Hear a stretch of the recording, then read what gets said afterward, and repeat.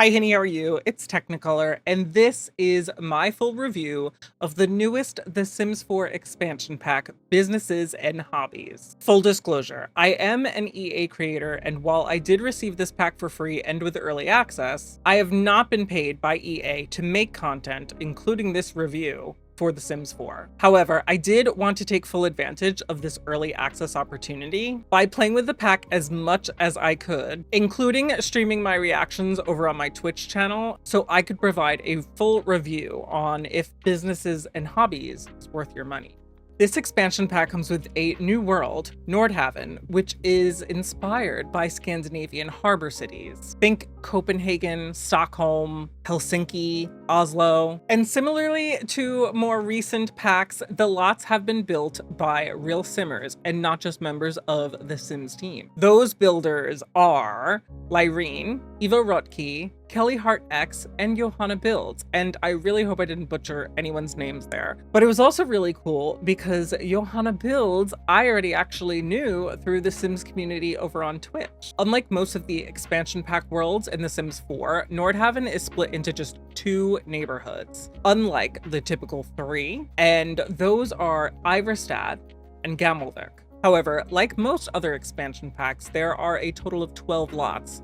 6 residential lots, 4 of which are empty, 3 community lots including a museum, a lounge, and a small business venue, as well as 3 hybrid lots, which are known as small business residentials. These are just residential lots that have a small business attached to them. Each neighborhood is beautiful and has its own vibe while still contributing to this stunning new world. Iverstad is the more industrial or modern neighborhood where most of the small businesses are located. To me, it feels a little more open. Buildings are spaced further apart, though there are still a few dark alleys with some interesting characters, which are definitely not 3 raccoons standing on top of each other, hiding underneath a trench coat. Plus, there's a few lots right by the water with a tiny little island with this beautiful lighthouse, which you unfortunately cannot go visit. Gammelvik, on the other hand, feels like a big, bustling European city with older architecture and buildings packed tightly together.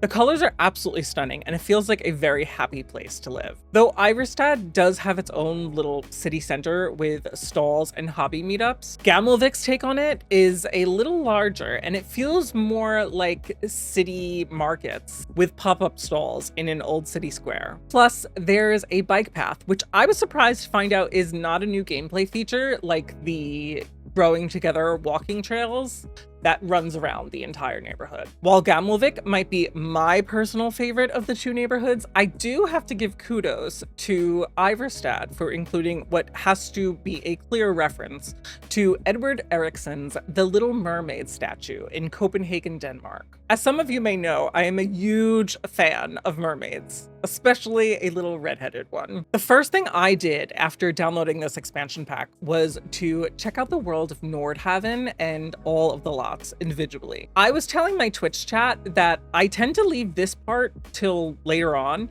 and then I end up feeling really unfamiliar with the pack itself.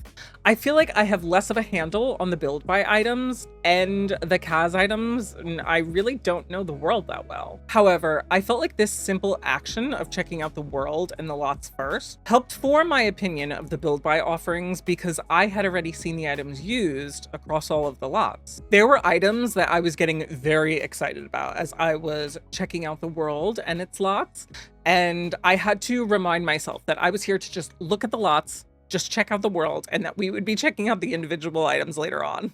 When it came time to focus on the items that came with the pack, I felt less underwhelmed by what some might consider the pack lacks, because I had already seen all of the items used together and I hadn't felt like we were missing anything. That said, this pack doesn't come with a new kitchen set, though it does come with a new sink item and a display item that looks very similar to some of the furniture that we received in the Desert Luxe kit, but actually seems to match one of the base game kitchen sets that just received new swatches. I was also surprised to find out that there's no new sofa in this pack.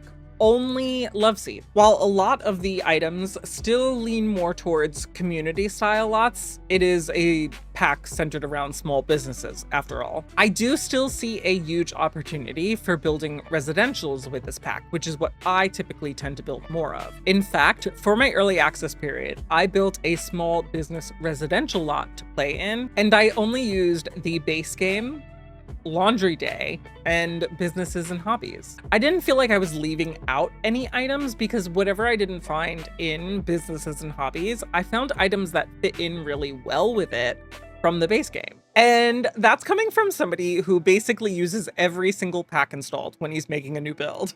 While I would have loved a new kitchen set and sofa, I don't think it's a huge flaw that we didn't get those in this pack. That said, there's many items that I'm so excited to use from this pack. I love the furniture, even though it's not my typical style. The doors and windows are stunning, and the plants and the artwork is nice, though I do wish that there was more of each, and the dividers will likely be used in a lot of my future builds. I will say, however, that where this pack thrives seems to be with its cross-pack compatibility.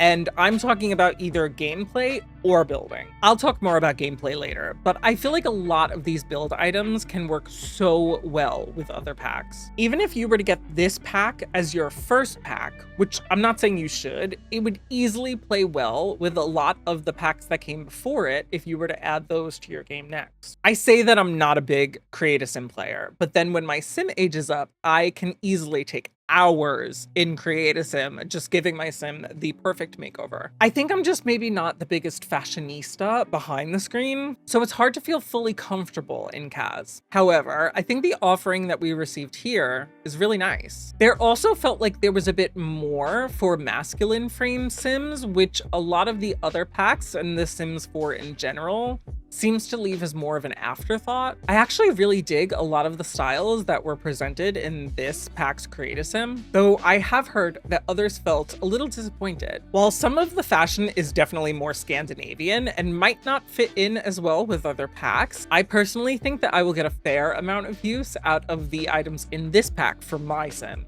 The gameplay of this pack is, in my honest opinion, a really interesting way to shake up your game and add a fresh new feature. While I own Get to Work, I really haven't had too much experience with business-based gameplay, other than having my sim deliver their baby at the hospital or seeing other simmers play with the pack. However, I feel like a lot of people are going to be comparing Businesses and Hobbies to Get to Work, and while they are similar in theme, I think that they're different enough that I'm glad that we received them as different packs or gameplay features. I think where Businesses and Hobbies stands out is that small businesses can be almost anything, and they don't necessarily need to sell objects or merchandise. Plus, they can be part of your home or a residential lot. I spent a fair amount of time playing with one of the pre-made small businesses, Terracotta, which is a pottery style business that sells pottery items as well as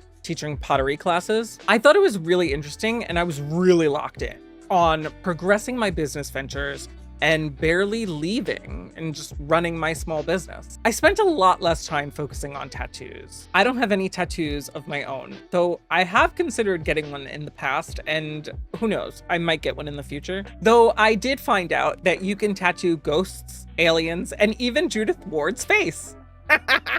I wanted to test out the limits of cross-pack functionality, so I created two small businesses of my own: a laundromat candy store hybrid, and a pet care or training facility. I think both small businesses worked as expected, but had some interesting issues. For instance, running a laundromat and candy store with candy making classes was a lot to do all at once. I also ran into a really odd bug when I included children as preferred customers, because there were children coming into my laundromat and getting onto step stools and somehow using the candy maker machines that were upstairs on the other end of the lot in the lecture space, and they were making their own candy.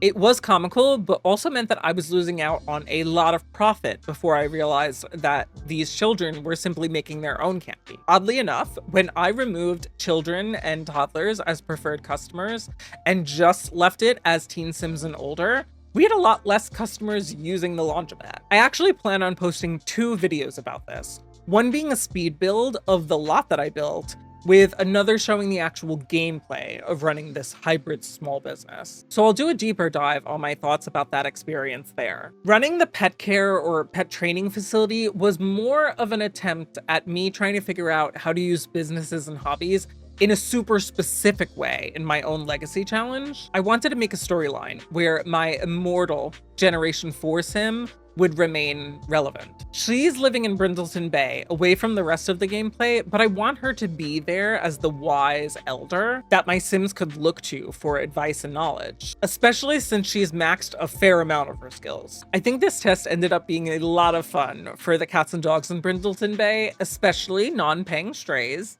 but less of a money-making scheme. In fairness, I don't actually need it to be a money-making scheme for this purpose, but it was still a fun and worthwhile endeavor. I can see myself getting carried away with running small businesses, but I also think that because of that, I probably won't use it in my everyday gameplay. It feels like a much more robust, active career because you set your own hours and each small business is linked to only one sim in your household. I'd expect it to be a fair amount of your gameplay, which could be exactly what you're looking for out of a new pack, or could be the exact opposite. I think whether the gameplay of this pack is worth it for you really comes down to how you intend to play the Sims. I enjoyed businesses and hobbies a lot more than I expected to. When this pack was announced, I honestly felt a little underwhelmed by the idea because I think that the packs that add the most value to my game, in terms of gameplay at least, are the ones that I'll likely use in every single save. I'm always going to be using seasons, and my sims are very likely to always have a pet, or an infant, or experience romantic relationships. You get it. Not every sim is going to be an actor, a mermaid, or run their own small business. But like I said, I thoroughly enjoyed playing with this pack so far. It felt a lot harder to progress with a small business and unlock perk points for the new skill tree. Your small business can have one of three alignments, either a neutral, dreamer, or schemer alignment. I wanted to grind at it and have my sim be successful at running a small business no matter what alignment I chose to give them. I can see myself running a small business and having a lot of fun with it, just not in every save and with every sim. Still, I think that the build by and Kaz, as well as the world of Nordhaven as a whole, are standouts because they can be integrated into most saves. I'd recommend picking up businesses and hobbies if it's of any interest to you. And honestly, even if it's not of major interest to you, but you like the look of the world, the build by and Kaz, or are intrigued by this new active career aspect. Have you already added businesses and hobbies to your game? What sorts of small businesses have you already attempted so far? And what are your favorite and least favorite parts of the pack? Let me know in the comments down below. Also, if you're interested in picking up the pack and would like to support me and my content, please consider using my creator code. Just add Teknikolour when checking out. While it's not a discount code, I do earn a small commission from EA whenever my code is used. That said, there are lots of creators that you love that might have creator codes as well, including those who built for businesses and hobbies. So I urge you to use somebody's creator code. It doesn't have to be mine. Plus, if you like content like this, including Sims builds, please feel free to like and subscribe and hit that notification bell so you don't miss future videos. I also stream live almost every day on Twitch. I'll drop my link down below, where I'm playing games like The Sims, Palia, American Truck Simulator, and more. Thanks to EA, I also stream any early access opportunities that I am given, as well as occasionally do giveaways of new packs over on my Twitch. So I just thought I'd mention it. But that's all I have for you today, and I'll catch you in the next video. Bye bye.